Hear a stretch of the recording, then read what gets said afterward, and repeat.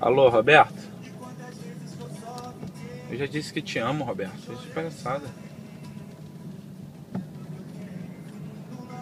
Sabe que eu virei gay por causa de você, né? Sim. Não, eu vou falar pra minha mãe que eu virei viado por causa de você. Uau, você vai com quem, ó? Roberto, meu namorado. Coisa feia, isso é feio, ó. Sabe Para que eu de te amo, né? palhaçada. Coisa feia. Não, minha primeira vez foi com você. Você foi o primeiro a comer minha bunda. Tenha vergonha, ó, de respeito. Tenha vergonha. Eu falo pra tua Você mãe é isso. maravilhoso. Coisa Faz como feia. você faz com ninguém.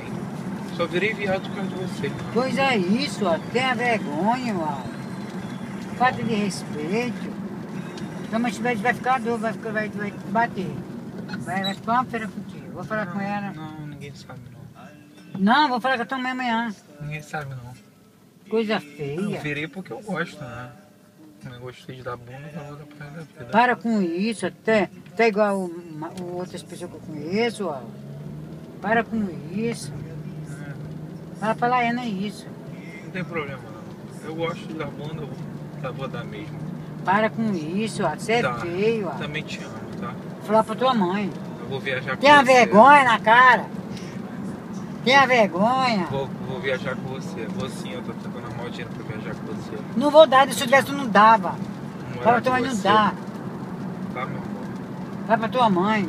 Beijo. Fala pra tua mãe. Tia, ela botar Nesse peito cabeludo gostoso. Tenha vergonha, uau. Tchau. Fala pra tua mãe amanhã, tá? Tchau. Tu vê que eu não vou falar pra tua mãe, eu vou falar pra tua mãe. Quê? Coisa feia. Você é feio, tem que dar onde homem. Você nasceu, se mulher tinha xereca, você não é homem. Mulher, coisa feia, que ainda a bunda é viado. Coisa feia. Fala pra tua mãe amanhã. Se ela não sabe disso, ela nem quer olhar pra tua cara mais. Você é feio.